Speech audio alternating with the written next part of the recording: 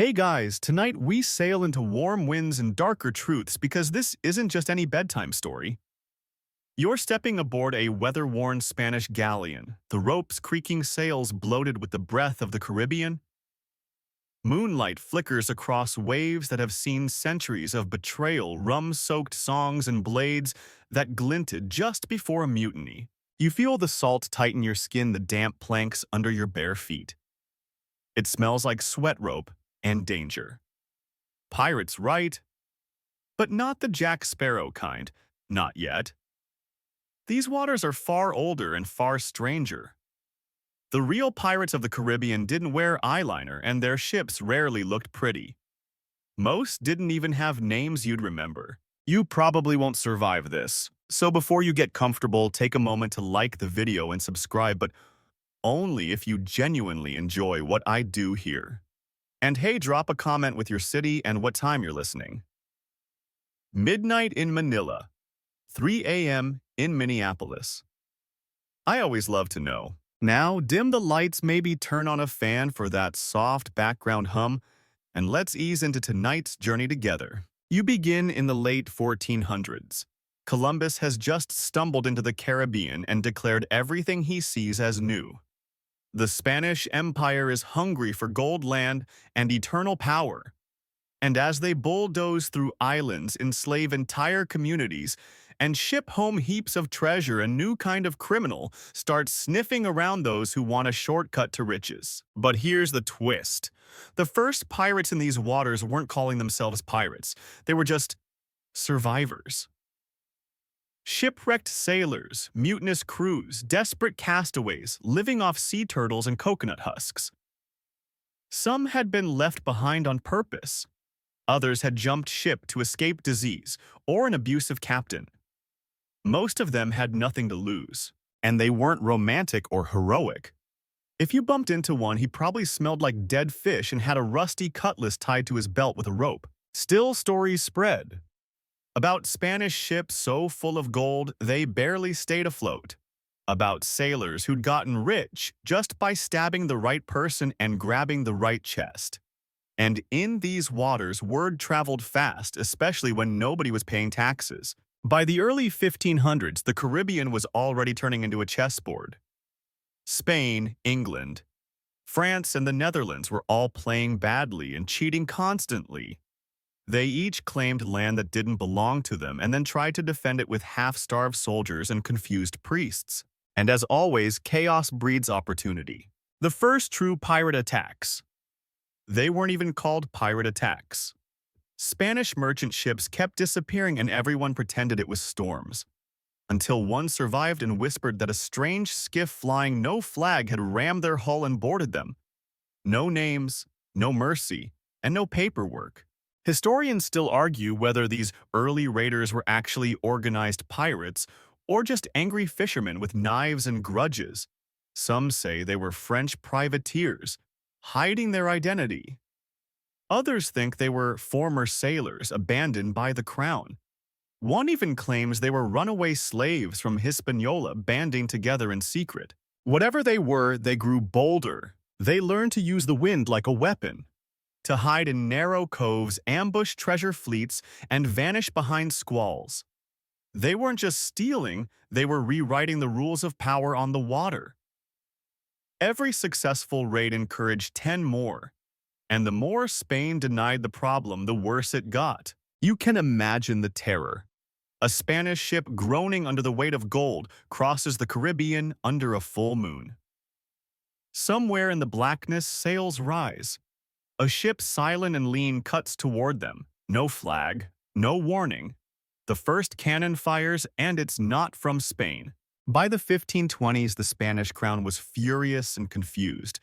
Piracy still wasn't a clearly defined crime, but it was definitely bad for business. Meanwhile, on the shores of Cuba and Puerto Rico, there were whispers of sailors coming ashore in ragged clothes spending absurd amounts of silver on bread, wine, and women. One barmaid in Havana claimed a man paid her with a coin the size of her palm and then promptly collapsed in a barrel. Here's the fringe tidbit. Early pirates believed wearing red cloth made them invisible to sea spirits. sort of like pirate camouflage for ghosts. Some even wore necklaces made from fish bones carved with weird symbols, thinking it protected their ships from storms. And maybe the weirdest part, some of the earliest pirate crews included musicians, real ones, flutists, drummers, fiddlers, hired or sometimes kidnapped to keep morale high on long voyages. Imagine being press-ganged not to fight but to play sad music for people stealing gold. As the Caribbean turned into a floating gold rush, the old rules dissolved. If you had a ship, a weapon, and a bit of luck, you could become rich. Or dead. Probably dead. But every now and then someone made it. Someone found the right ship, took the right risk, and melted into legend. Their names weren't recorded. Their deeds were twisted into myth. But their impact still lingering in every sea shanty you've ever half heard. And so it begins this slippery, salt-soaked saga of the first pirates of the Caribbean. But you've barely touched the anchor. The real trouble, it's still ahead. You wake up the next morning, if you even slept, on a splintered deck that groans like it knows secrets. The sails flap lazily in the breeze, your mouth tastes like old rum and salt, and someone nearby is arguing about who gets the last spoon of maggoty rice. You're definitely not on a cruise. Here's the thing, you're starting to realize, before pirates were pirates, they were just broke. You imagine a guy with no shoes, no nation, and no future. He's been tossed off his merchant ship for stealing bread marooned on some mosquito-infested outcrop, and now he's using a clamshell to skin a coconut. That guy? He's your original pirate.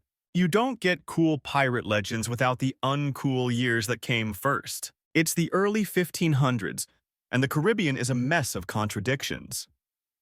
The Spanish Empire keeps sending out treasure fleets hauling gold and silver mined with enslaved labor in Peru and New Granada. They treat the sea like a conveyor belt. And guess what? Conveyor belts are easy to rob, especially if nobody's guarding the end of the line.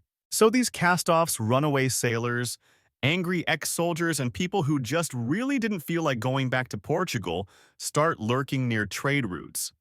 They're not pirates yet, not officially.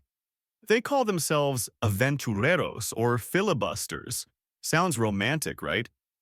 They're just bored guys with pointy sticks. Historians still argue whether these early seafaring raiders should be called pirates at all. Some say they were survivalists. Others say they were proto-nationalists sabotaging Spain's monopoly for England or France before either country actually admitted to sponsoring them. And a few insist they were just glorified criminals who got lucky once and milked the reputation forever. There were no parrots yet, no peg legs, no glittering gold teeth. Honestly, most early raiders didn't even have shoes, but they had fire, literally. One famous raid involved torching a Spanish supply depot in Havana just to watch the palm trees explode. They didn't steal anything, they just wanted to send a message. We're still here, and we're really bored. Meanwhile, European nobles, ever the masters of hypocrisy, began issuing letters of marque. These were government permission slips to steal, but only from enemy ships. England, for example, didn't like the word pirate. Too messy. So instead, they called their guys privateers. See the trick? If you attacked a Spanish ship with no authorization, you were a pirate. Hangable offense. But if you had a scrap of royal paper, you were a hero, a swashbuckling legend. The queen might even buy you a drink. It's like giving a kid a hall pass to flip over desks as long as the teacher's not your mom. And guess who started this trend in style? Queen Elizabeth I herself. She backed seafarers like Sir Francis Drake, who circled the globe and looted Spanish ports with a smirk and a wink. He was technically a pirate, but a patriotic one, which is apparently a whole different thing. Fun fringe fact. Some of these privateers believed wearing cloves in their boots kept scurvy away. It didn't, but they smelled nice while puking overboard. You stumble into a memory you didn't know you had an image of a crew burying their loot. But here's your first hard truth. Tonight, almost no pirates actually buried treasure. That whole map with an X trope. It comes from fiction like Treasure Island and pulp novels. Real pirates spent gold as fast as they stole it.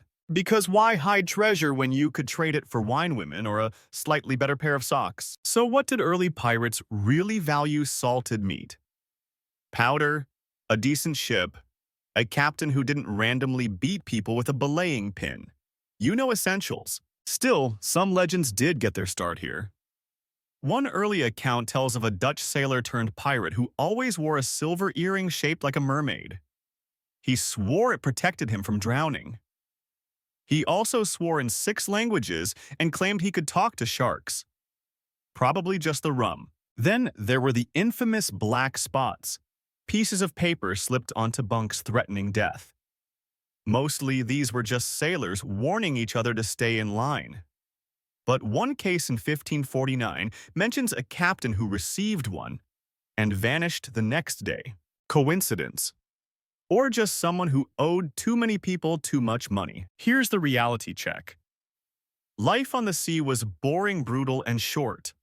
Storms were frequent, food was awful, disease was constant, and the only entertainment was gambling with dice carved from bone or watching the cook chase rats off the bread. But somehow in all this chaos, the idea of the pirate began to form. Not the historical pirate, but the one in your dreams. The one with the daring grin and the daring escape. The one who leaps from ship to ship with a rope in one hand and a pistol in the other. That image doesn't come from the truth. It comes from the hunger to imagine something better. And maybe that's why pirates became legends, not because they were saints or even smart, but because in a world built on strict rules and iron laws, they dared to say, what if we just didn't? So you keep drifting, rocking with the sea as the early days of piracy fold into something a little more organized, a little more dangerous, a little more like the bedtime story you didn't know you needed. You're on shore now, just barely. Your boots hit sand. That's hot even after dark, and something smells like smoked pork. A strange man waves you over not with a weapon, but with a skewer of meat dripping juice onto the fire. He grins, revealing fewer teeth than he probably started life with. You're not being ambushed. You're being invited to dinner. Welcome to the world of buccaneers, where the road to piracy started not with gunpowder but with barbecue. The word buccaneer comes from the French boucanier, which originally meant someone who smoked meat on a wooden frame called a boucan. These were mostly hunters, French, English, and runaway slaves living on Hispaniola and other islands in the 1600s. They hunted wild pigs and cattle that the Spanish had abandoned, then smoked the meat until it was leathery preserved and perfect for long sea voyages. But don't get romantic yet. These guys were filthy, foul-mouthed, and more than a little unhinged. They weren't chefs. They were survivors. And their smoky camps reeked of grease blood and burnt jungle. One mainstream historical fact you might enjoy while biting into your imaginary ribs. These early buccaneers used salt peppers and even citrus marinades. Primitive yet effective ways to cure meat without refrigeration. So yes, technically pirates helped invent Caribbean jerk seasoning. Bon appetit. But it didn't stay about the meat. Over time, Spanish colonial authorities got annoyed at these squatters roasting pigs and ignoring the rules. So they started burning boucan camps and chasing the hunters inland. And that was a mistake, because instead of giving up, the buccaneers started fighting back. They began arming themselves, salvaging weapons from shipwrecks, and forming loose bands. And soon, they realized something: raiding a Spanish supply boat was easier than chasing wild pigs through the jungle. And the payoff way better than smoked ham. This was the birth of the pirate-hunter hybrid, a crew that could live off the land and the sea, attack supply ships, and disappear into the hills before soldiers could blink. One fringe tidbit. Some buccaneers believed that drinking pig's blood before battle made them invincible. One Englishman wrote in horror that he saw a man drink it straight from the animal's neck, then immediately attack a Spanish watchpost with a machete and no shirt. Did it work? Probably not. Was it terrifying? Definitely. Historians still argue whether these buccaneers were pirates in the traditional sense, or more like anti-Spanish guerrilla fighters. Some think they were proto-anarchists, rejecting colonial rule entirely. Others say they just got kicked out of too many bars and needed a new hobby. What's clear is that by the mid-1600s, buccaneers had become a serious threat. They weren't loyal to any nation, and they didn't sail under any one flag unless you count flags smeared with grease and blood. Their ships were fast, their attacks sudden. They rarely took prisoners, and they loved fire. One French buccaneer named François l'Olonnais was known for burning entire towns just to send a message. He once reportedly hacked open a Spanish soldier and tore out his heart eating it in front of his crew to prove a point. Scholars today question whether that was literal or metaphorical, but either way, yeah, maybe don't invite François to dinner. And yet, there was something strangely communal about buccaneer life. Crews often shared loot, equally voted on major decisions, and took care of wounded members.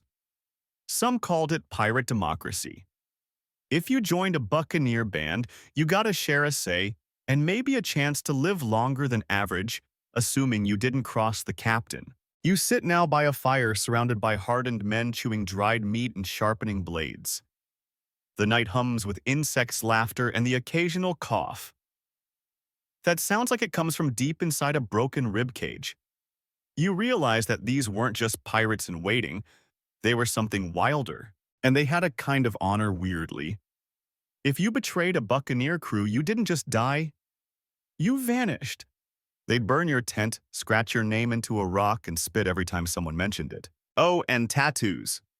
Buccaneers may have started that too. Not the pretty kind, the branding kind. Some carved symbols into their chests or arms to mark allegiance. Others burned themselves deliberately so that no woman would forget them. Romantic. Not exactly memorable, absolutely. By the 1660s, Tortuga became a sort of unofficial headquarters for these smoky seafaring rebels. Picture a lawless pirate town filled with open fires, weapons trading, and a whole lot of rum. Ships came and went. Plans were made. Alliances formed. Meat was always roasting somewhere. And this was the turning point where barbecue turned into bloodshed. The buccaneers were no longer just grilling pork in the jungle. They were organizing raids on Spanish ships and coastal towns. They were coordinating attacks. They were, in every sense, now pirates. But their roots still smelled like smoke and wild pig fat. So next time someone romanticizes the golden age of piracy, just remember, it started with men squatting in jungles, chewing burned meat, and trying not to get eaten by jaguars. And from that sweaty, smoky chaos, the age of legends began. The smell hits you before the sight does, salt sweat and something rotting just beneath the sun-drenched surface. You stumble off a dinghy into the filth-caked sand of Tortuga, the island that birthed outlaws like it was a badge of honor. Welcome to the pirate capital of the 17th century Caribbean. It's loud, it's violent, and nothing about it feels safe. But weirdly, it works. Tortuga, meaning turtle in Spanish, is a small island off the coast of what's now Haiti. Originally a sleepy outpost, it became a powder keg of colonial tension and the perfect hiding place for those who didn't care who was king this week. Spain claimed it. France claimed it. England flirted with it. But none of them ever held it long. Pirates. They didn't need to claim it. They owned it by reputation alone. You walk into a town made of splintered wood, cannonball holes, and half-finished thoughts. Chickens cluck through muddy alleys. A man with no-nose plays dice beside a tavern that leans so hard it's practically falling into the sea. Somewhere, a woman sings an off-key sea shanty about a man who drowned in a barrel of wine, and it doesn't sound like a tragedy. This is Tortuga, chaotic, lawless, and somehow alive. It wasn't just a base. It was a factory of piracy, a place where ships got fixed, crews were recruited, deals were made, and tempers exploded. If your ship needed gunpowder, if your crew needed women, if your cutlass needed sharpening, or your soul needed drowning, Tortuga delivered. Usually with a hangover and maybe a stab wound, One mainstream fact: Tortuga became such a threat that France eventually installed a governor there officially to bring order, but unofficially to keep getting a cut of the loot. He issued licenses for legal piracy and even helped plan raids. That's how blurry the line got. But Tortuga didn't run on laws. It ran on respect, which usually meant you didn't die screaming in the street. If you killed someone, you better have a good reason. If you cheated at dice, you better run.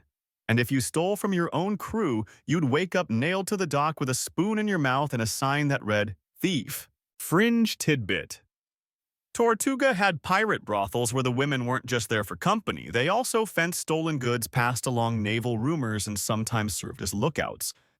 One even disguised herself as a pirate and led a raid while the crew was too drunk to notice.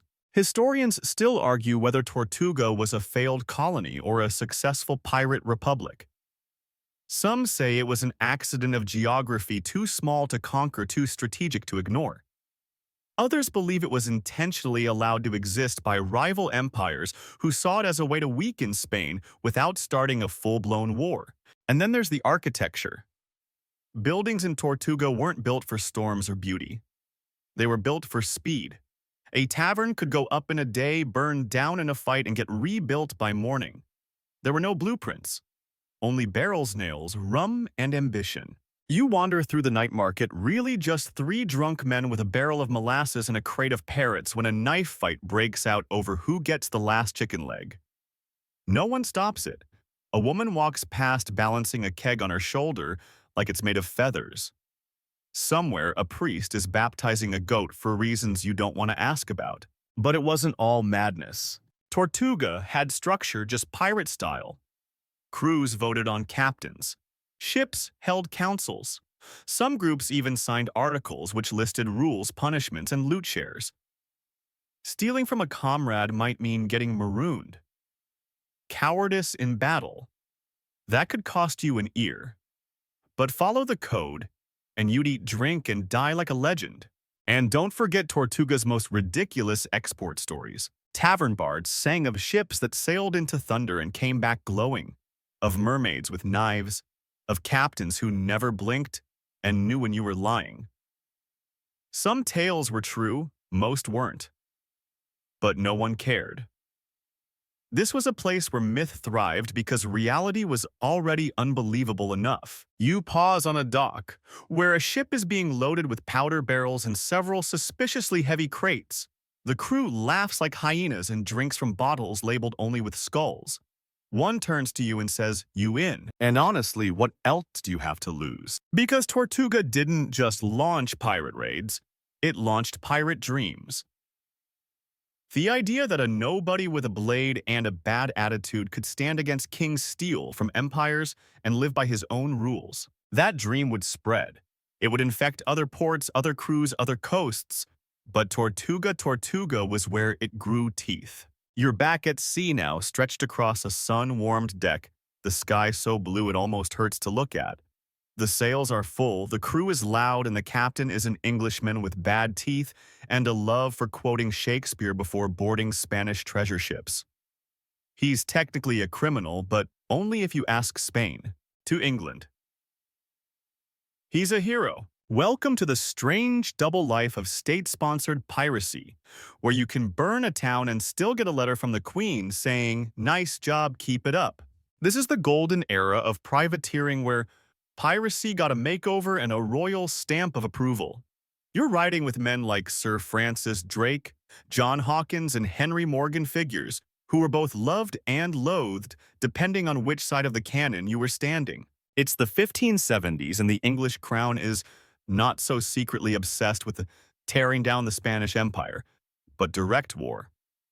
That's expensive. So instead, Queen Elizabeth thirsts and hands out letters of marque, essentially golden tickets that say, "Go rob Spanish ships. Just make sure you say you're doing it for England." And they do. Francis Drake, for example, circumnavigates the globe and returns with enough stolen Spanish loot to make England forget that he was technically a pirate. He's knighted on the deck of his own ship by Elizabeth herself, while Spanish ambassadors pretend not to choke on their wine. Here's your mainstream fact. Drake's haul from one voyage equaled almost half of England's entire annual income at the time. The Crown used it to pay debts, fund defenses, and build new ships. So yes, piracy literally kept England afloat. But don't get starry-eyed. These heroes were brutal. Drake once executed a subordinate for looking at him the wrong way. Hawkins sold people into slavery. Morgan. He sacked cities so viciously that even his sponsors winced a little. Still, back home, they were legends. England printed ballads about them. France and the Netherlands copied the model. Privateers became the darlings of empire building. They weren't just tolerated, they were celebrated. You hear it now drifting on the sea breeze, a drunken chorus of a song called The Bold English Rover sung by men who haven't bathed in weeks. They're not fighting for country, not really. They're fighting for rum, reputation, and the right to never follow orders again. And the catch. These same heroes could be declared pirates. The second politics changed. That letter of marque. It had an expiration date. If peace was signed, yesterday's hero became tomorrow's outlaw. Some found out the hard way, hauled into court by the same kings who once praised them. Fringe tidbit: some privateers faked their letters of marque. They forged royal signatures, made up missions, and attacked whoever they wanted, waving papers like shields. It worked surprisingly often, especially if they gave the right bribes afterward. Historians still argue whether privateering delayed piracy or just disguised it. Some say it gave order to chaos. Others think it taught pirates how to organize, and then those pirates stopped asking for permission. You sip watered-down grog while your captain reads a note from a nobleman in London. He grins. "We're now officially illegal again," he says, tossing the letter into the wind. Nobody on board even blinks, because they know the truth. Once you've tasted the freedom of open water, of treasure pulled from trembling hands, of living by your own rules, it's hard to go back. And the sea never judges. You dock briefly in Jamaica, where taverns are full of privateers trying to decide if they still count as respectable. One man says he's retiring, another says he's got a new sponsor, a third gets up, throws his beer at the wall, and declares he'll never work for anyone with a powdered wig again. The room cheers. And here's where things really twist. Countries started realizing they couldn't control their privateers. The men were too rich, too wild, too addicted to risk. So some governments stopped issuing letters at all. Others began hiring the same men to chase their former comrades. It's like the world's worst HR policy.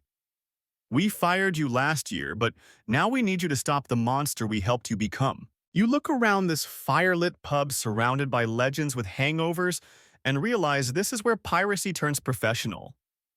Where every law bent became a new method. Where every ship taken taught someone else how to take two more. Where a license to loot turned into a lifestyle. And the ones who stayed behind, they'd become the pirates you know by name. The ones who didn't retire. The ones who didn't need a crown's approval. The ones who'd rather be hunted than owned. And they were just getting started. The waves are calm tonight, but your mind isn't. You're staring at a worn scrap of parchment clutched in your hand, lines scribbled in faded ink. A big X drawn in the corner and a cryptic note at the bottom that reads, "Under the tree where the moon hides." You're holding a treasure map, or so the man who sold it for 2 bottles of rum claimed.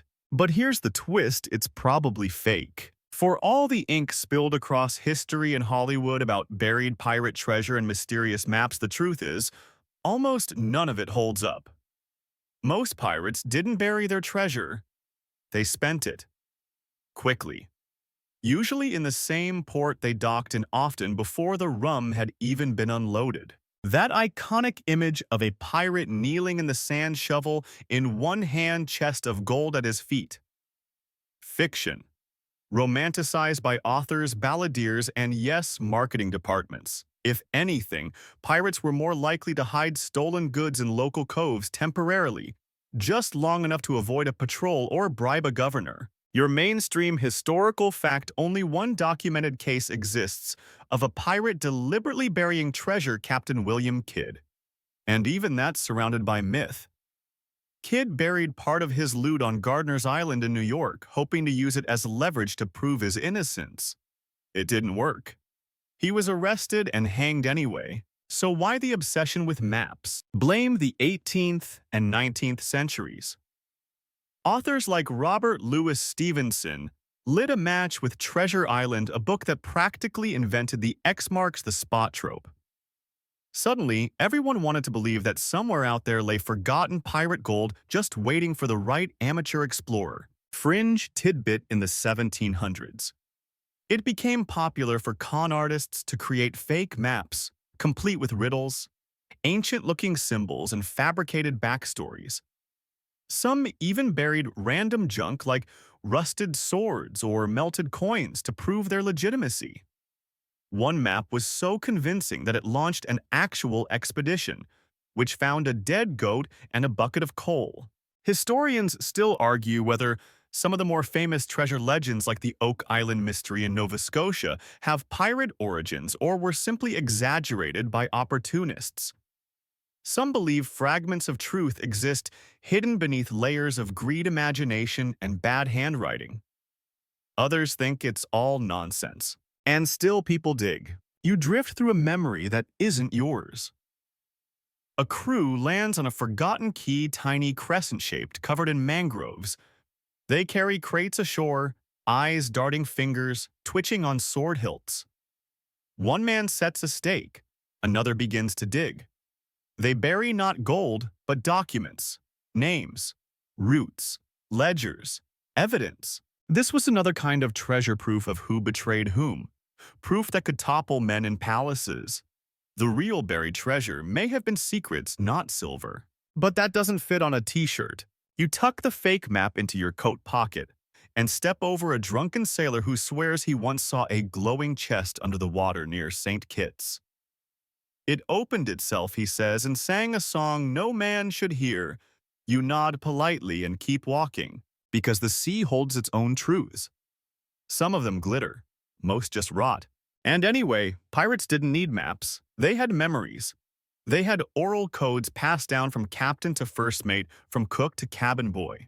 They marked routes with stars, reefs, and dead trees shaped like claws.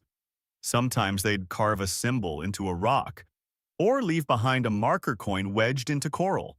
If someone else found it, well, that was the game. One pirate legend tells of a crew who marked their hidden cove with a trail of shells, each painted black, leading only during low tide. Another tale claims a Spanish priest was paid in emeralds to remember a set of coordinates, then vanished mysteriously a week later. Was it betrayal or just indigestion? Hard to say. Still, the myth of this map endures, because it offers hope. Hope that something is still out there. That beneath some unmarked beach or jungle bluff, a chest waits. That some long-dead rogue planned for this very moment for you to find it. That even if your life is a mess, one perfect clue might turn everything around. You lean on the rail, now the moon, sharp above you. Somewhere in the dark, waves lap against a shoreline known only to one long-dead captain. Or maybe to no one at all. The crew behind you argues over a new lead. A cave in Barbados, one says. A shipwreck off Port Royal, says another. They trade stories like coins, polishing them with each retelling. And you realize the real treasure wasn't the gold, it was the story, the thrill, the possibility, the chase. The idea that the sea hides secrets and only the bold or the foolish will ever know them. So go ahead, keep the map. It may be fake, but the dream, that's real. Your foot hits the deck with a thud and you nearly trip over a wooden bucket sloshing with seawater and something that might once have been a fish. Around you, the crew is in a frenzy. The lookout just spotted sails on the horizon, Spanish. Fat, slow, and probably full of gold. And the captain? He's grinning like it's his birthday, and you're the cake. But as everyone rushes to their battle stations, you spot one man limping toward the cannon deck. His left leg wood, his right eye covered with a grimy black patch. He's holding a sword in one hand and a chicken in the other. Of course. So this is it. The myth of the peg-leg pirate come to life. Except, not exactly. You've seen them in stories on cereal boxes in every Halloween costume aisle. Pirates with wooden legs, hooks for hands, and eye patches like badges of honor. But the reality, it was grimmer, grosser, and far less glamorous. Mainstream historical fact. Pirates did suffer horrifying injuries. Sea battles were vicious and medical care was medieval at best. Surgeons aboard ships were often just barbers with a strong stomach and a dull saw. Infection was likely. Anesthesia rum, if you were lucky. Screaming mandatory. When a leg was crushed by a cannon or blown apart by musket fire, it wasn't replaced with a sleek, polished peg. More likely it was hacked off the wound cauterized, and the peg was whatever wood they had nearby. It wasn't a mobility device. It was a desperate survival move. So yes, peg legs existed, but they didn't mean you were a captain. They meant you were unlucky and stubborn enough to keep sailing anyway. Fringe tidbit. Some pirates painted their wooden legs with symbols or even carved tiny designs into them, treating them like talismans. One account claims a man carved a full map into his peg, possibly as a backup in case his shipmates turned on him. Portable paranoia. And eye patches. Another partial truth. Some wore them because they lost an eye in battle or accident. Others, here's the fun bit, use them to keep one eye adjusted to darkness. It's debated, but a common theory suggests pirates may have flipped the patch when going below deck, giving themselves instant night vision in the cannon hold. Historians still argue whether this was an actual tactic or just an interesting modern myth.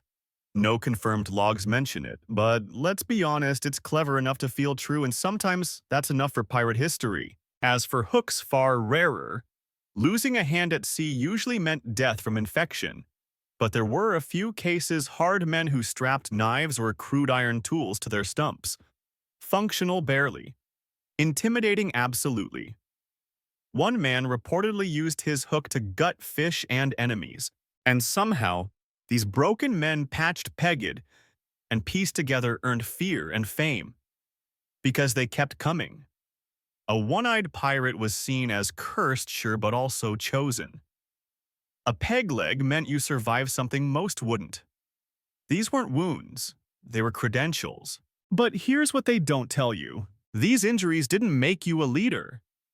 They didn't inspire loyalty. They made you a liability unless you were so terrifying, so ruthlessly competent that nobody dared challenge you anyway. The famous captains most had all their limbs. The myths were built around the survivors, not the commanders. You think of Blackbeard, whole tall menacing not because he limped, but because he chose to light fuses in his beard. You think of Bartholomew Roberts' immaculate, charismatic dashing. These men didn't need wounds to make them legends, they needed presence. But down in the lower decks you hear them. The men who weren't famous, the ones with burns missing fingers and scars like continents. They don't talk much, they drink in silence. Their pain is real, their glory non-existent. And maybe that's the heart of it. The myth of the peg-leg pirate became popular because it excused the brutality of their world. It gave it flair. It turned tragedy into theater. Your ship now rocks as the wind shifts. The Spanish vessel is close. The captain gives a nod and cannon fire erupts with the roar of thunder. The man with the wooden leg leans on his crutch, lights a fuse, and grins like he's been waiting his whole life for this moment. And suddenly you understand. He's not a cartoon. He's not a punchline. He's what happens when you refuse to die and find a way to keep walking anyway. You wake to silence, unnerving silence. The kind that doesn't belong at sea. No shouts, no waves slapping the hull, not even the creak of rope, just the soft snap of fabric overhead. You look up. The flag is gone. Someone has taken down the colors, and in its place a strange new banner unfurls. Black canvas, a white skull, crossed bones, a design so chilling it makes your stomach twist even before you understand what it means. This is how you learn that pirates didn't just steal gold, they weaponized fear. Every pirate ship flew a flag. But they weren't all the same. That Jolly Roger you've seen in cartoons, just one of many variations. The flags were calling cards, intimidation tools, meant to terrify a target before a single cannon was fired. Your mainstream historical fact: the classic skull and crossbones flag dates to the early 1700s and was flown by notorious pirates like Edward England. But others had far creepier designs: hourglasses, bleeding hearts, even dancing skeletons stabbing with spears. These weren't decorations.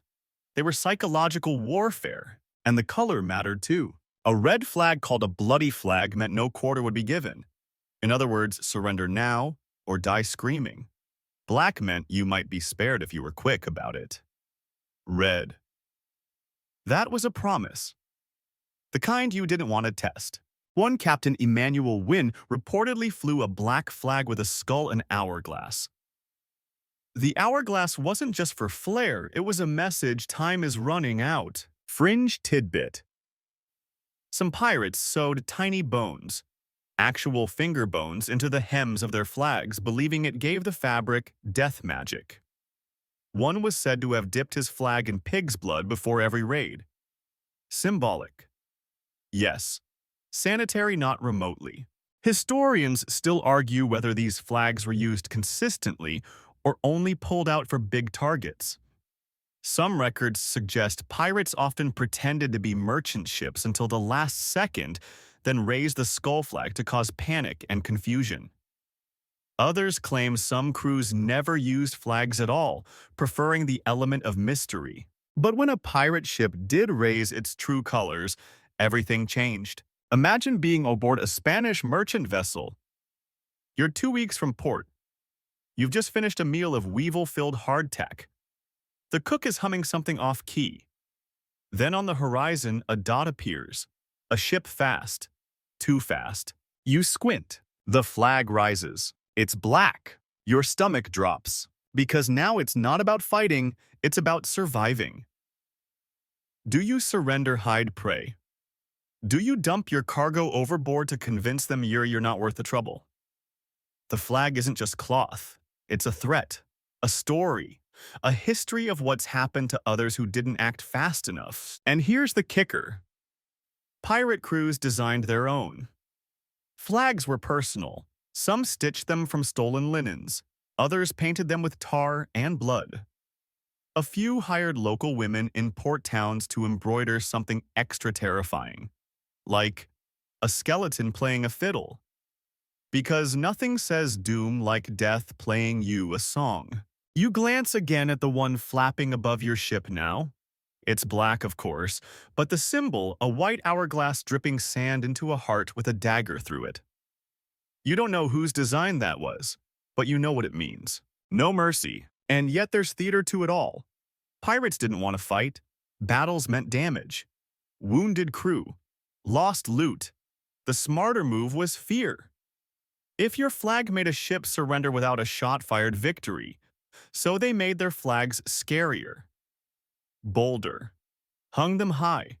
Let them flap ominously in the wind like curtains on the stage of death. Some captains even ran up 2 flags first, a false national flag to get close, then the pirate flag at the last second. The old bait and terror switch. You hear footsteps behind you. The quartermaster leans over. They saw it, he says. They're slowing. You nod. Message received. And that's the strange magic of the flag. One piece of cloth, one horrifying symbol could empty an entire ship's crew into the sea, some diving overboard, others begging for mercy, a few too frozen to even run. Because in the end, the flag didn't just mean danger, it meant a story you already knew. One whispered in every port, scratched into dockside wood and mumbled over dice games. A story that ended with chains, or the sea. And as the sails fill and your ship cuts silently toward its next target, you realize sometimes terror flies better than bullets. The fight is over. The ship you raided is drifting, stripped, its crew either scattered or shackled. And now finally your own crew relaxes. if you can call chewing on something that looks like moldy rope relaxing. Because here's a fact you didn't ask for: pirate food was terrible. Not just bad, aggressively bad. You sit with a cracked wooden bowl in your lap staring down at something gray and damp that might once have been meat or a dream. It jiggles when it shouldn't. Dinner is served. Your mainstream historical fact: most pirate meals came from whatever a ship could store without rotting immediately.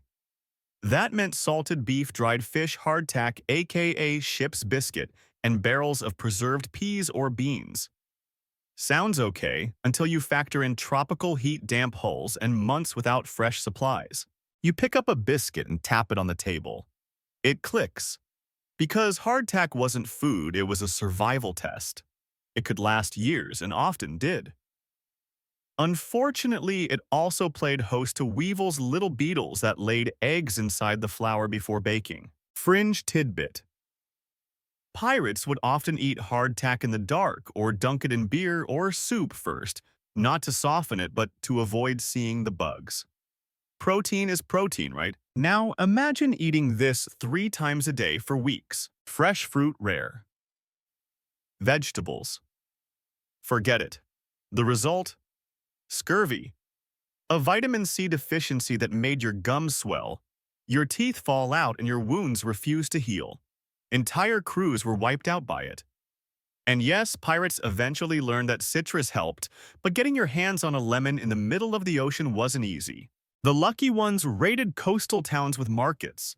The desperate ones gnawed on tree bark. And don't get too excited about the drink either.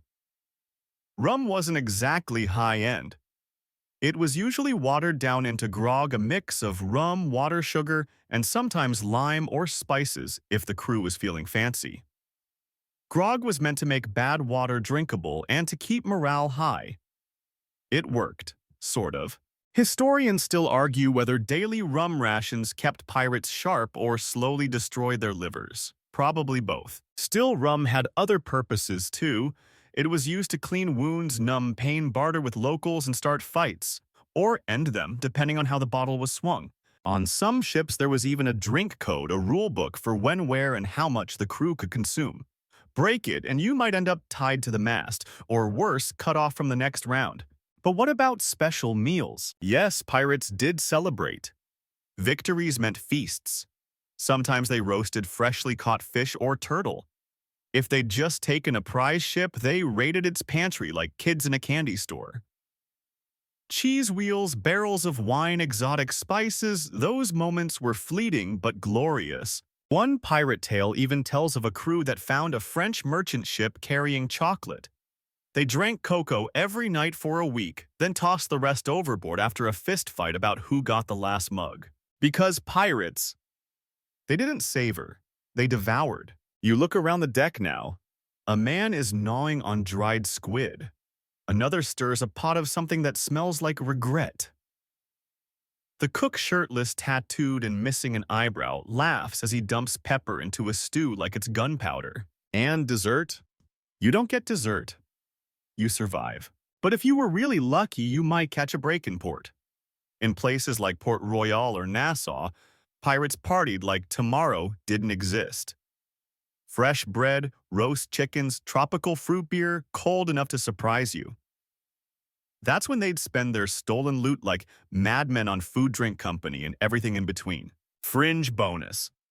Some pirates believed that eating eels boosted their stamina in battle. Others said oysters made you bulletproof. Neither was true, but both were widely eaten, especially by those who couldn't afford bullets to begin with. You close your eyes, chew your tasteless biscuit, and remind yourself this isn't about flavor.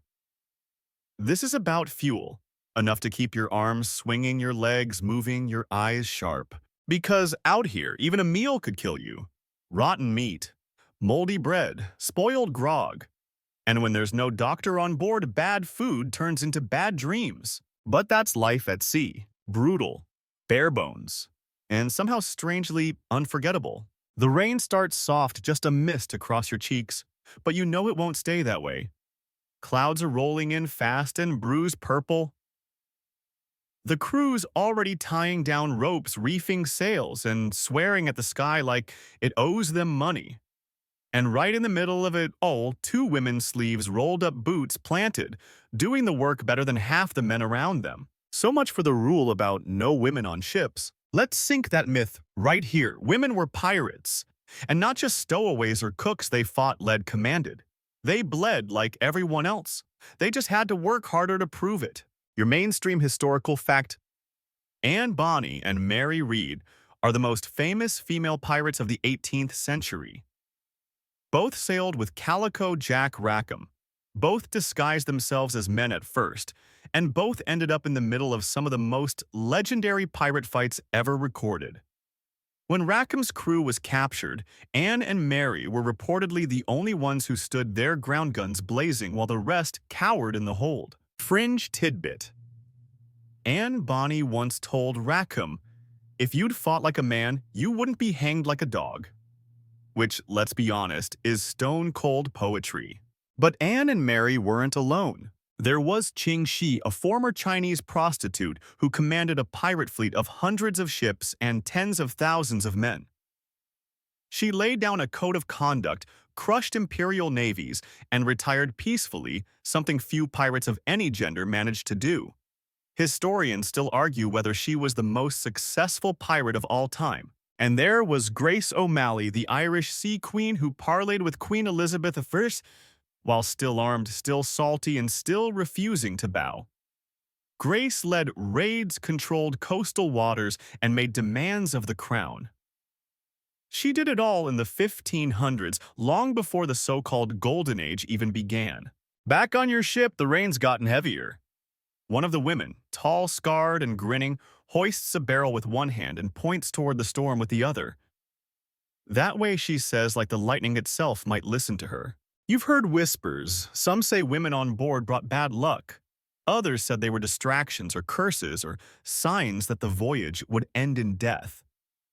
But the truth is, women weren't rare because of superstition. They were rare because men didn't let them on board. So women found ways in, disguised as cabin boys, hidden in storage holds, smuggled aboard by lovers or paying their way with favors. And once they were there, many didn't bother hiding. They proved their worth with knives, pistols, and guts. Historians still debate how many female pirates actually existed. Records are scarce and many women were never revealed until after death, or never at all. Some may have lived entire careers at sea without anyone suspecting. Others made no effort to hide, earning reputations as fierce, deadly, and untouchable. And the ship's pirate crews were surprisingly democratic if you pulled your weight, didn't steal from your mates, and could handle yourself in a fight you were in.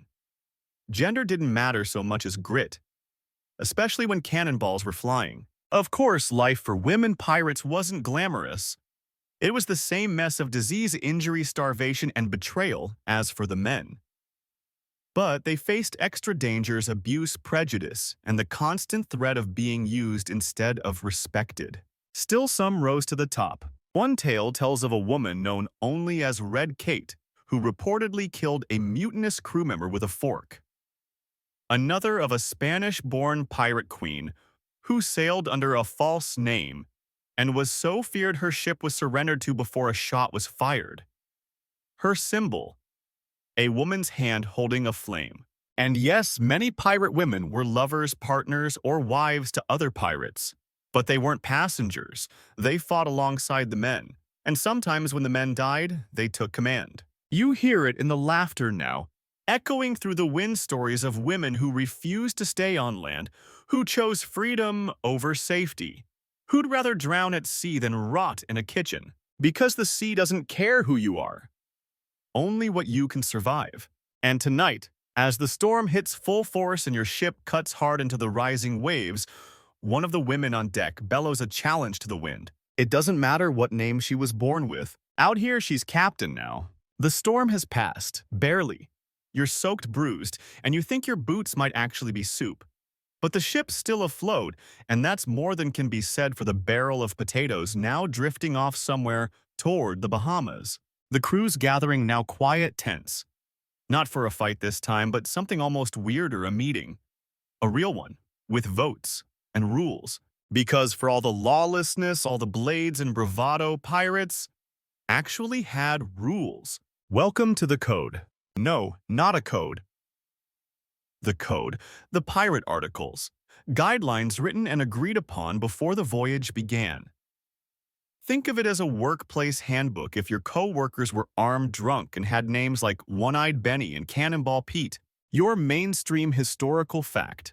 Many pirate crews operated under detailed codes of conduct, often written down and signed by every member. They covered everything: loot distribution behavior, punishment, even rest days. And unlike naval captains, pirate captains could lose their jobs if they broke it. Yes, pirate ships were more democratic than most monarchies at the time. Take Bartholomew Roberts, one of the most successful pirates in history. His articles included bans on gambling lights out by 8 and mandatory cleaning of weapons. He also banned bringing women aboard entirely, though his crew may not have followed that one as strictly as he'd hoped. Fringe tidbit. Some codes required musicians to play every day after dinner unless they were sick. One article from Captain George Lowther's crew stated that the musicians shall rest on the Sabbath, except in times of battle or celebration. Because obviously cannonballs don't count as an excuse to skip your violin solo. Historians still argue whether these codes were consistent across pirate society or varied wildly from ship to ship. Some suggest the most notorious captains ran tighter ships than their Navy counterparts. Others argue that the code was often ignored in practice, especially when gold and greed took over. But here's the catch: for pirates, the code wasn't about control, it was about trust. In a world where betrayal could come faster than scurvy, you needed some kind of agreement. The code spelled out exactly what happened if someone stole from the crew: death or marooning.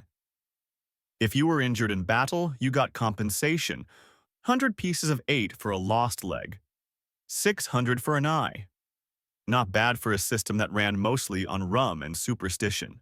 And it wasn't just rules, it was ritual. When a new member joined the crew, he'd swear on a Bible, or a cutlass, or occasionally a human skull.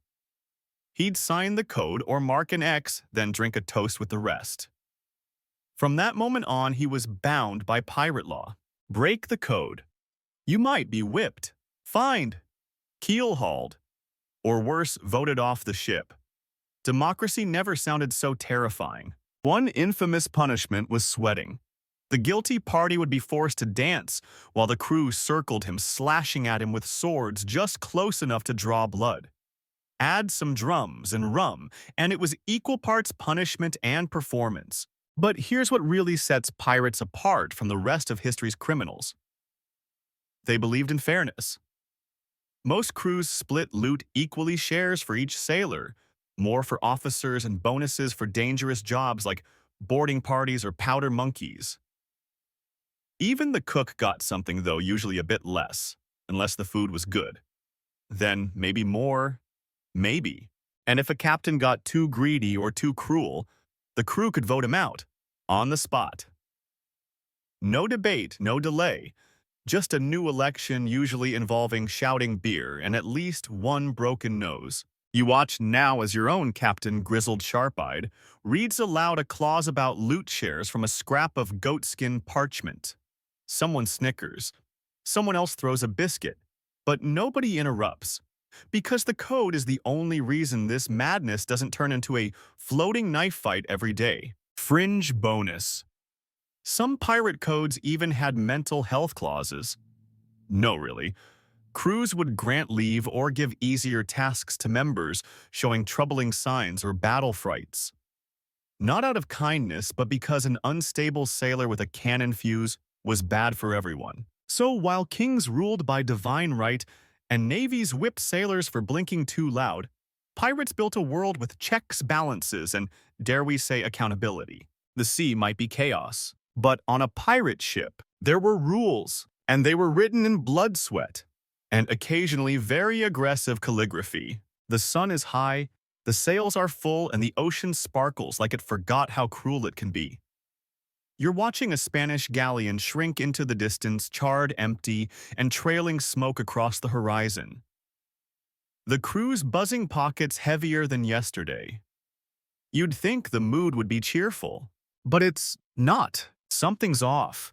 The captain's pacing, the quartermaster's sharpening his blade for the third time, and in the corner, a man is weeping softly while another pours rum over a fresh cut on his arm. Because what really happened on that galleon? No one's talking about it. Some things even pirates don't sing about. Tonight you learn how pirates got answers when they really wanted them. Your mainstream historical fact: pirates were known to torture prisoners for information, especially Spanish sailors and merchants who were believed to know where treasure was hidden, where convoys were headed, or what ports were undefended. There was no Geneva Convention at sea, no safe word, just pain and the hope that it would end quickly. And it wasn't just random cruelty. Torture was tactical. You don't have time to ransack every ship or guess every hiding spot. You need intel. Fast, precise, persuasive. Fringe tidbit. One infamous technique involved tying a man to the mast, pouring boiling tar near his feet, not on just close enough, and asking him to talk. If he didn't, the tar moved closer. Some crews used heated cannonballs. Others got creative with rats, fire, or nails through the tongue. One method was known as wooding, binding a rope around the victim's head and twisting it with a stick until the skull began to crack. Another involved piano wire and a single question: where's the key to the chest? Historians still argue whether some of the worst stories were exaggerated by captured pirates, hoping to seem fiercer in court. Some claim the French were more brutal, others blame the Dutch. One theory suggests pirates simply copied methods they'd seen used on them by navies and inquisitors. You might wonder, did it work? Sometimes. Fear loosens lips. And if a pirate captain was clever, he'd offer rewards before the blade came out. Promise safety, offer a cut. Some victims lied. Some led pirates into traps. Others tragically told the truth and were killed anyway. Can't risk a witness, right? But here's the uncomfortable truth. Not every pirate enjoyed this part. Some refused to participate. Others drank themselves blind after. A few crews even voted to spare prisoners who gave up treasure without a fight. Pirate justice wasn't uniform. It was chaotic, personal, temperamental. You sit now near the galley watching the ship's surgeon, who doubles as the interrogator, clean his tools. A small saw, a branding iron, a knife curved like a bird's claw. He whistles softly. You can't tell if it's a lullaby or something darker, and yet there were limits. Sort of. The pirate code sometimes outlined acceptable and unacceptable punishments. Captains who went too far too often without reason, well, they didn't always wake up the next morning. Crews could turn on cruelty, especially if it risked their reputation in port. Because remember, pirates needed allies, fence merchants, governors, tavern owners. News traveled fast. If you became too brutal, no one would deal with you, not even the other pirates. Still, some names echoed through the Caribbean like curses. L'Olonnais, who reportedly tore out victims' tongues with his bare hands. Edward Ned Lowe, known for cutting off ears and feeding them to prisoners before asking questions. And Calico Sam, who, while less violent, once tied a man upside down for 3 days, feeding him nothing but seawater and lies. The man cracked on the 4th. These were warnings as much as legends. But most pirates weren't psychopaths. They were opportunists. If a threat worked better than a knife, they'd use it. If silence brought profit, they'd walk away.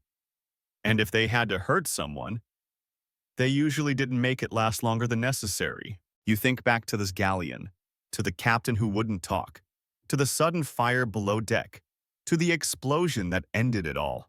Was it sabotage? Was it silence? Or was it mercy? You'll never know. Because sometimes the sea takes secrets with it, and sometimes that's the only kindness it offers. Night has fallen again, not the peaceful kind with stars and warm breezes and soft waves lapping the hull. No, this night is different. The sky is a bottomless ink spill. The water's too still. The crew is whispering, not joking, not singing, whispering. You're anchored in a place they won't name out loud. A place marked on no maps. A place some sailors swear doesn't exist. Others say it shouldn't. Tonight you enter the world of ghost stories. Welcome to the haunted coves and sea legends of pirate lore. Your mainstream historical fact sailors of the 17th and 18th centuries, pirates included, were deeply superstitious. They believed in omens, curses, sea monsters, and spirits of drowned men seeking revenge. These beliefs weren't fringe, they were part of daily life at sea. Even hardened pirates avoided whistling on deck. It was said to summon storms, killing albatrosses. Bad luck, obviously, or sailing on certain moon phases. Ships were often renamed only after elaborate rituals. And when weird things happened at sea, you didn't ask questions. You offered a coin to the water, maybe two, just to be sure. Fringe tidbit. Some pirate crews refused to anchor in certain coves, not because of tides or reefs, but because they believed the dead walked there. One Bahamian inlet was nicknamed the Singing Bones, locals said. You could hear whispers on the wind from a massacre centuries before. No one fished there, no one docked there after sunset. Historians still argue whether these legends were just rum-fueled hallucinations or rooted in real brutal events. Some ghost stories, after all, have foundations in shipwrecks, betrayals, or sudden disappearances. Others just the madness of isolation and too many nights staring into endless black. But tonight, as the lanterns flicker and the air grows cold without reason, you feel it. That weight, that watching, like something old and angry is nearby. You hear the tale of the Maravilla, a Spanish treasure galleon that sank off the coast of Cuba. Its wreck was never found. Sailors say if you sail too close to the site, you'll hear bells underwater. Soft, distant. And if you dive down to investigate, you won't come back up. There's also the story of Captain Bale, who killed his entire crew and buried them standing upright on a deserted quay so that they could guard his fortune. But the gold was never found. And at low tide, some say you can hear boots scraping through the shallows, following anyone foolish enough to look. The ship groans as it shifts with the tide, and you catch sight of a pale light on the horizon. Not moonlight, something else. Another ship, maybe. Except it isn't moving, and when you blink, it's gone. A man beside you mutters a prayer to a god you've never heard of. Another quietly tosses a silver coin overboard, just in case. You ask what the case is. He doesn't answer, because the sea holds grudges. Or so the stories say. Even Blackbeard Edward Teach himself was said to rise again. After his beheading at Ocracoke, his body reportedly swam around the ship 3 times before sinking. Sailors claimed his ghost returned in storms. Ships vanished near his old haunts. Some still won't drop anchor in those waters. You feel it now in the marrow of your bones. The deep sense that something remembers, that the ocean doesn't forget violence, or betrayal, or unfinished business. You hear a story whispered in the dark, a cursed ship crewed by skeletons which appears to lost sailors during storms and offers them passage. If they accept, they're never seen again. If they refuse, sometimes they're still not seen again. And here's the uncomfortable truth: pirates were killers. They robbed, burned, and left men to drown. They believed somewhere deep down that the sea would take its revenge. Maybe not now, but eventually. That's why they carried charms, tattoos of anchors, bones around their necks, tiny bottles of grave dirt. Not for luck, for protection. You lie in your hammock now, swaying gently, eyes fixed on the dark above. Someone hums a tune you don't recognize. A dirge, maybe. Or a lullaby.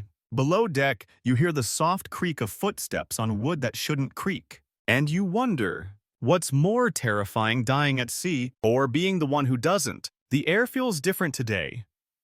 Sharper. Quieter. The waves aren't playful. They slap the hull like a warning. The birds that usually follow the ship gone. You don't need to look out to know something's coming. And this time it's not a storm. It's the end. Not for you, maybe, but for this way of life. Tonight you watch as the Caribbean grows tired of pirates. For decades, pirates ruled these waters, terrorizing shipping lanes, raiding cities, bribing governors, and partying like consequences were myths. But now, the empires are done playing games. Your mainstream historical fact by the early 1700s, European powers, especially England, France, and Spain, launched coordinated efforts to eliminate piracy from the Caribbean. They built stronger navies, offered pardons to those who surrendered early, and executed those who didn't. The Golden Age was ending. It started quietly. Ships stopped getting repaired in pirate ports. Tavern owners became nervous. Governors who once accepted bribes were suddenly issuing arrest orders. Former allies were turning in captains for gold and sometimes just for survival. Fringe tidbit. One pirate, Thomas Anstis, was betrayed by his own crew mid-breakfast. They tied him up and handed him to the British Navy while he still had toast in his mouth. Brutal, efficient, effective. Historians still argue what caused the collapse. Was it the rise of merchant capitalism? A shift in naval technology? Pure politics? Some say piracy had simply grown too big, drawing too much attention, too much chaos. Others believe the romantic chaos of pirate life was always doomed. You can't live outside the law forever without becoming a problem even your friends can't ignore. You're in Port Royal now, or what's left of it. Once the busiest pirate port in the Caribbean, it's strangely quiet. Ships that used to fly no flags now fly white ones. Pirates wearing fine coats and powdered wigs now sit on court benches judging others for the crimes they themselves used to commit. A captain named Bellamy once said, "They vilify us, the scoundrels do, because we scorn to be enslaved by their laws. But even scorn has its limits, because now the same navies that once issued letters of marque to privateers are hunting those very same men. Those ships you once waved to, now bristling with cannons. Those ports you once drank in, now filled with soldiers." The British Navy starts offering pardons to any pirate who surrenders within a year. Many take the deal. Some hang up their swords. Others turn coat and become pirate hunters, chasing their former friends for coin. You watch one such ship sail out of the harbor now. Its captain used to be feared Mad Charlie, they called him. Now he wears a clean uniform and gives speeches about law and order. Funny how fast the tides turn. The ones who refuse hunted, trapped, cornered like rats in the last uncharted coves. Men like Charles Vane who mocked the king's pardon and paid for it with a noose. Or Stede Bonnet, the gentleman pirate who fled with a tiny fleet and still met the same fate. Some go down fighting, others slip away, vanish into legend. But most, they end up like the man you see now, dragged through the street, bound in chains, surrounded by jeering crowds and stone-faced soldiers. He's not bleeding, he's not begging. He just stares ahead, silent, proud. You pass a poster nailed to the dock. Wanted, dead or alive. 5 names. 1 crossed out. 2 with hand-sketched faces that look suspiciously like crew members who disappeared last week. Even the ocean seems smaller now. The secret coves charted. The blind spots gone. There's nowhere left to run. And that's how it always goes, isn't it? Freedom survives just long enough to become a threat. Then the world decides it prefers order again. Flags return to masts, taxes return to purses, stories return to stories. But you can't kill an idea with a sword or a pardon.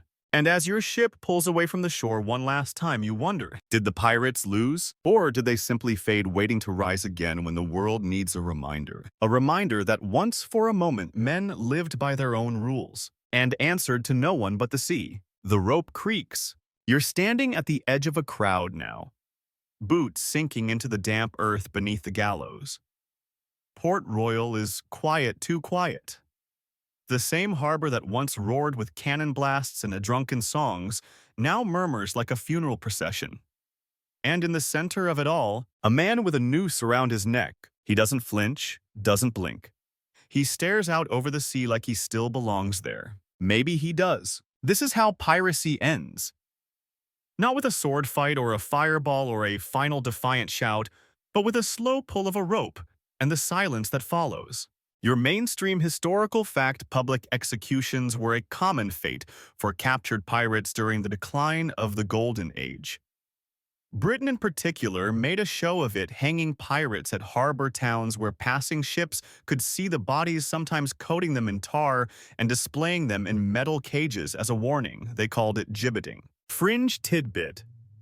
Some pirates bribed the hangman to tighten the noose in just the right way to break the neck quickly instead of leaving them to choke. Others chose to give defiant speeches right up to the drop. One even spat his last words, "Damnation to the king." You glance around at the crowd. Some are crying. Some are cheering. Some are just watching. Because it's not just a man dying here. It's a symbol, a lifestyle, a legend being scrubbed from the ledger. But look closer. He's smiling. Not big, not smug, just the smallest twitch at the corner of his mouth. Because he knows something they don't. Something the judges can't unwrite. Something the governor can't stamp out with all his red wax seals and moral speeches. He lived, not survived, not obeyed, lived. By his own rules, took what he wanted, shared what he had. Answered only to the wind and the gunpowder and the waves. And though they're hanging his body, his story, that's already escaped. Because somewhere out there in the mist rising off the water, a new crew is forming. Maybe in Tortuga, maybe in Nassau, maybe in some nameless inlet no chart dares record. They've heard the tales, they've studied the flags, and they're wondering, what if we brought it back? Because every time someone tells the tale of a buried chest, or sings a sea shanty, or wonders about a ship that vanished into a storm with its sails still full and its crew still grinning, the pirates return. Not in flesh, maybe, but in spirit. In defiance. In the deep, thrilling idea that there's still a way to live beyond borders. You step away from the gallows. The crowd disperses. The sun sinks low, casting gold over the quiet sea. The noose swings in the breeze. But the legend, it sails on. And now with the sea behind us and the final echo of the gallows fading into dusk, you can finally let go. The waves have settled. The sails are down. The crew is quiet. The fire, once wild and roaring, now flickers low, soft embers glowing in the hush of night. You've journeyed across storm-churned waters and muddy ports through whispers of treasure, betrayal, laughter, blood, and bone. You've stood beside legends and ghosts, heard the rattle of cutlasses and the hollow knock of wooden legs. You've tasted the brine of pirate stew, felt the hush of haunted coves, and traced the final breath of men who refuse to kneel. But now, all that slips beneath the tide. The ocean rests, the sky opens, and the wind becomes a lullaby brushing gently past your face as if to say you made it. You saw it all. And it was never about gold, was it? It was about the spark, defiant, reckless, free that dared to burn bright in a world of rules. Let that ember glow quietly inside you. Now not to run, not to rebel, but simply to remember what it felt like to drift just beyond the edge of the map where the stars lead and the horizon never ends. Take a breath. Let the water rock you. Close your eyes. You're safe now. The sea will keep your secrets. And the pirates. They're sleeping.